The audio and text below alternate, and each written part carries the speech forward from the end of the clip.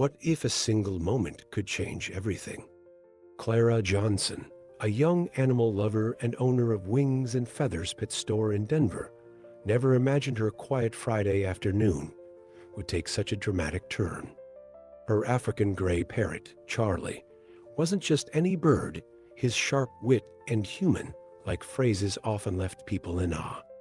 But when Charlie began screaming, "Help the girl," with an urgency that sent shivers down Clara's spine, she couldn't ignore it. What started as a strange outburst led Clara to uncover a chilling mystery that would test her courage and instincts. Stay with us until the end to discover how an ordinary woman and her extraordinary parrot became heroes in a story that will leave you breathless. Emma Sanders had always believed that animals could sense things humans couldn't. Her pet store, Wings and Feathers, was her sanctuary, filled with the chatter of birds, the soft rustle of guinea pigs, and the occasional bark of a rescue dog. But it was Max, her African gray parrot, who truly stole the show. Max wasn't just any bird. He had a knack for mimicking human emotions so well that sometimes it felt like he understood more than he let on. One lazy afternoon, as Emma cleaned cages and hummed along to the radio, Max suddenly screeched, "Help the girl." The urgency in his voice froze her in place. It wasn't one of his usual playful phrases. This felt different, almost like a plea. Emma turned toward Max, her heart racing. "What's gotten into you?" she asked, half laughing to mask her unease. But Max wasn't joking. He flapped his wings wildly, his eyes darting toward the window as if trying to guide her gaze. Emma followed his lead and spotted something odd, a white van parked in the shadows of a nearby alley. Its windows were covered, and its presence felt out of place in their quiet neighborhood. She shook her head, trying to dismiss the creeping anxiety. "It's probably nothing," she muttered to herself. Yet Max wouldn't relent. His cries grew louder, more insistent. "Help the girl. She's in the dark." There's a funny thing about intuition: it often whispers before it screams. And sometimes it takes an unlikely messenger to make us listen. Emma couldn't shake the feeling that Max was onto something. She grabbed her phone and coat, muttering under her breath, "If this is one of your tricks, Max, you owe me big time." As she stepped outside into the crisp Denver air, Max's voice echoed in her mind like a command she couldn't ignore.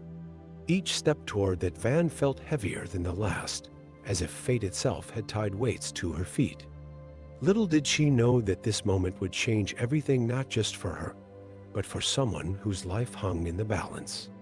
Emma stood frozen, her breath catching in her throat as the muffled cries from inside the van reached her ears. It was a sound that pierced through the quiet of the alley and lodged itself in her chest, a desperate plea for help. Max's words, "Help the girl," echoed in her mind like a drumbeat urging her forward. But fear has a way of gripping you, doesn't it? It whispers all the reasons to turn back, to stay safe, to let someone else handle it. Emma wrestled with that fear for a moment before pulling out her phone and dialing 911. Her voice trembled as she described the scene to the dispatcher, but even as she spoke, she couldn't shake the feeling that this was bigger than she could imagine. The police arrived swiftly, their flashing lights cutting through the darkness of the alley. Emma watched from a distance as officers surrounded the van, their movements precise and deliberate. One officer knocked on the door, his voice firm as he announced their presence. Silence. Then, with a sharp command from their leader, they forced the door open. What they found inside was enough to make Emma's knees buckle. A young girl, no older than 6, strapped into a seat and sobbing quietly. Her tiny frame shivered under a thin blanket, her wide eyes darting around in terror. Emma felt tears well up as she realized Max's urgent cries had been more than just random words. They had been a lifeline. As the officers worked to free the child and secure the scene, Emma stood rooted in place, overwhelmed by what had just unfolded. One of the officers approached her, gratitude etched into his face. "You did good calling us," he said gently. "This little girl might not have made it if you hadn't trusted your instincts." But Emma wasn't sure if it was her instincts or Max's uncanny ability to sense danger that had saved the day. Either way, this wasn't over not by a long shot. Inside the van, officers uncovered maps and documents pointing to something far more sinister than just one child in peril. Emma's heart sank as she realized this was only the beginning of unraveling a dark and dangerous web. The air outside was electric with tension as the police arrived, their sirens piercing the quiet alley. Emma stood back, her heart pounding as she watched the officers approach the van with practiced caution. The lead officer knocked firmly on the door, his voice commanding, "Denver Police. Open up." Silence hung heavy in the air, broken only by Emma's shallow breaths. Then, with a swift motion, the officers forced the door open. What they found inside was both heartbreaking and horrifying. A young girl, no older than 6, curled up in a car seat, her tear-streaked face frozen in fear. Emma's chest tightened as she realized how close this child had come to slipping through the cracks of humanity. As the officers worked to free the girl, one of them turned to Emma with a look of gratitude that spoke volumes. "You did the right thing," he said simply, but those words carried a weight Emma wasn't sure she could bear. Inside the van, they uncovered more than just a frightened child. There were maps marked with red circles, fake IDs, and supplies that hinted at something far more sinister. It was clear this wasn't an isolated incident, but part of a larger operation. The lead officer's expression darkened as he examined the evidence. "We've stumbled onto something big," he muttered to his team. Emma felt a chill run down her spine. Max's cries hadn't just saved one life, they had opened a door to uncovering a dark network. Standing on the sidelines, Emma couldn't shake the feeling that this was far from over. The rescued girl was wrapped in a blanket and placed gently into a patrol car while officers combed through the van for more clues. Emma's thoughts drifted back to Max and his eerie warnings. "Help the girl, she's in the dark." How could he have known? It was almost as if he had been tuned into something beyond human comprehension. And yet, there she stood, a witness to how intuition, no matter how unconventional its source, could lead to life-changing action. As the police prepared to investigate further, Emma realized that her role in this story wasn't over yet. There were still pieces of this puzzle waiting to be uncovered. The flashing red and blue lights painted the alley in streaks of urgency as the police surrounded the white van. Emma stood at a distance, her breath shallow, watching as the officers moved with precision. The senior officer's voice cut through the tension. "Denver Police. Open up." The silence that followed was deafening, like the world itself had paused to hold its breath. Then came the sharp crack of a crowbar breaking the lock, and the van's door swung open with a groan.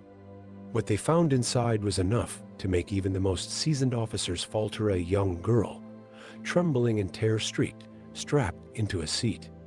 Emma's heart clenched as she realized Max's cries had been more than just words. They had been a desperate call for action.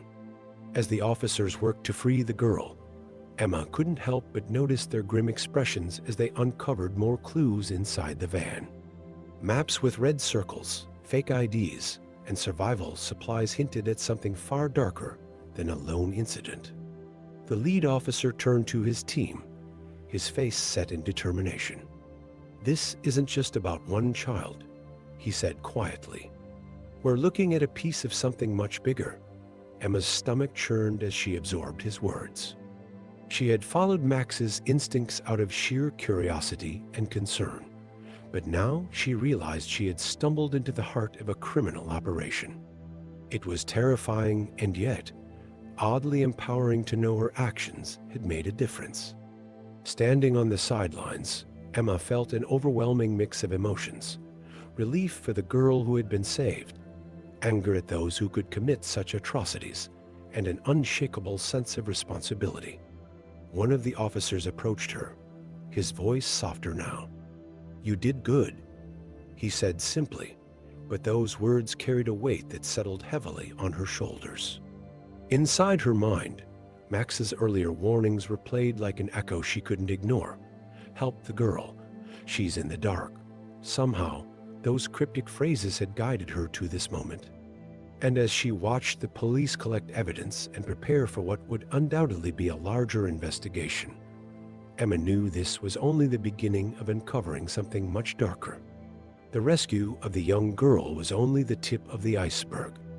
As officers combed through the van, they unearthed a chilling array of evidence: maps with red circles, fake IDs, and cryptic notes that hinted at a sprawling human trafficking network. Emma stood nearby, her mind racing as she tried to process the magnitude of what Max's warnings had led her to uncover. It was surreal to think that her parrot, with his cryptic cries, had been the catalyst for exposing something so sinister.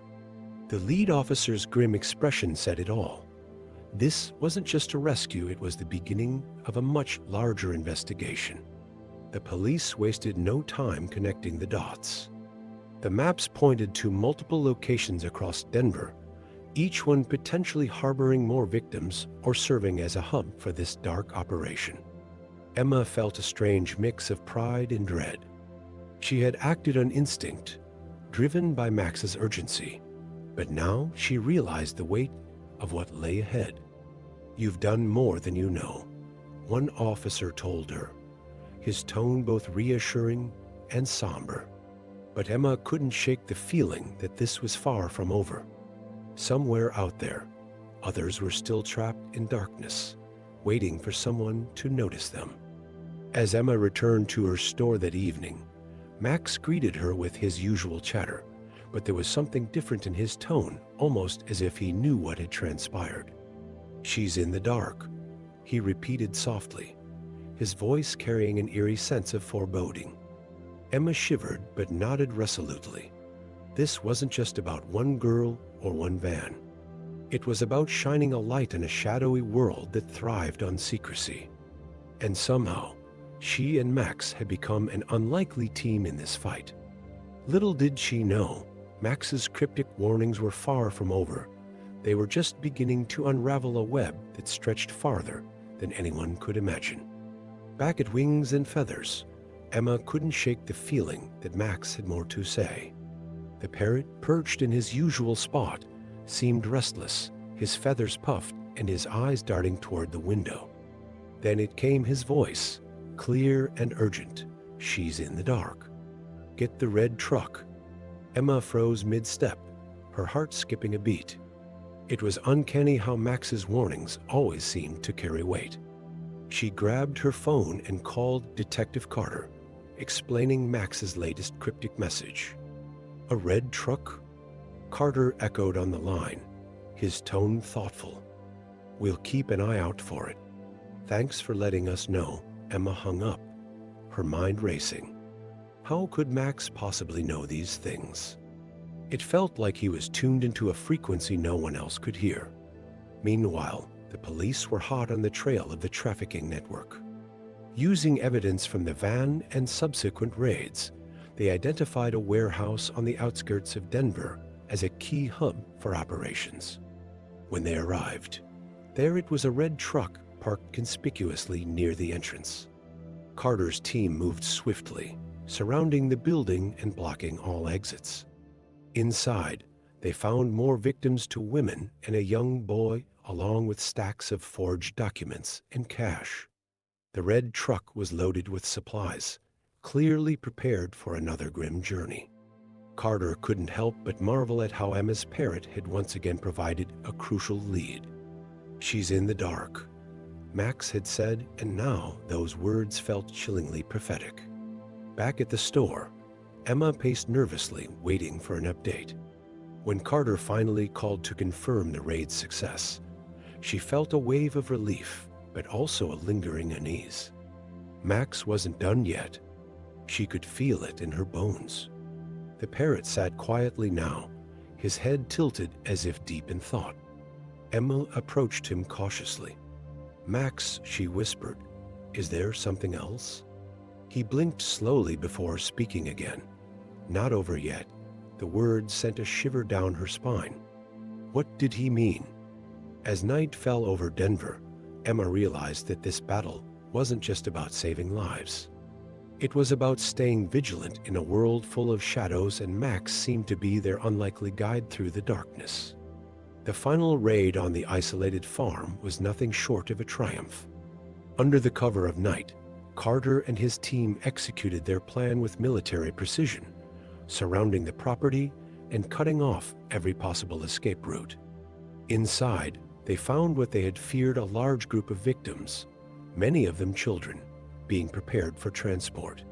The leader of the trafficking ring, a man with a cold demeanor and years of evasion under his belt, was finally captured.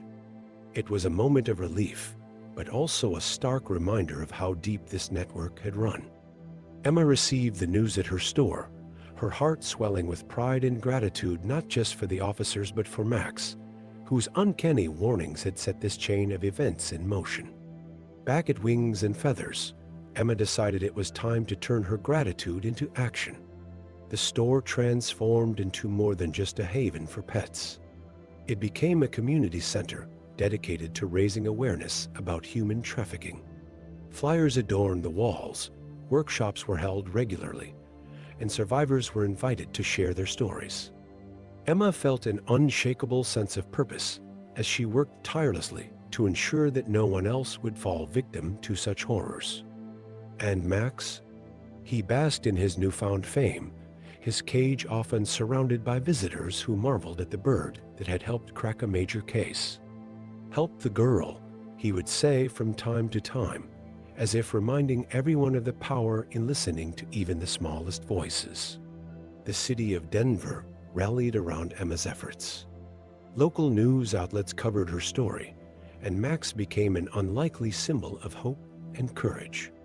People from all walks of life came together to support the cause, proving that even in the face of darkness, humanity could shine brightly. Emma often reflected on how it all began with a parrot's urgent cries and a decision to trust her instincts. Life has a way of presenting us with choices that seem small at first, but ripple outward in ways we can't predict. And as Emma watched Max preen himself proudly in his cage, she couldn't help but smile. Sometimes heroes come in the most unexpected forms, and sometimes it takes listening to their calls to change the course of someone's life. Life has a way of surprising us, doesn't it? Who would have thought that a parrot, with its cryptic cries and uncanny instincts, could unravel a web of darkness and save lives? Emma, or Clara, depending on how you see her, didn't set out to be a hero. She was just an ordinary person, following an extraordinary instinct. And isn't that the beauty of it? Sometimes the smallest voices, whether they come from within us or from unexpected places, hold the greatest truths. Max's warnings weren't just words. They were a call to action, a reminder that even the most unassuming among us can make an impact when we choose to listen. This story isn't just about Emma or Max or even the victims who were saved. It's about all of us and the choices we make every day. How often do we ignore that little nudge in our gut, dismissing it as paranoia or coincidence? How often do we walk past something that feels off, convincing ourselves it's not our problem? Emma could have done the same. She could have ignored Max's cries, chalked them up to a bird being a bird. But she didn't. She acted. And that made all the difference. It's a lesson in courage, in trusting our instincts, and in understanding that sometimes the smallest actions ripple outward in ways we can't imagine. So now I ask you, what would you have done in Emma's place? Would you have listened to Max, or would you have brushed it off as nonsense? And more importantly, how can you start paying attention to those quiet whispers in your own life the ones urging you to act, to speak up, to make a difference. Share your thoughts below. I'd love to hear your perspective. And if this story moved you as much as it did me, don't forget to subscribe and turn on notifications so we can continue exploring these powerful lessons together. After all, life is full of stories waiting to be told and lessons waiting to be learned.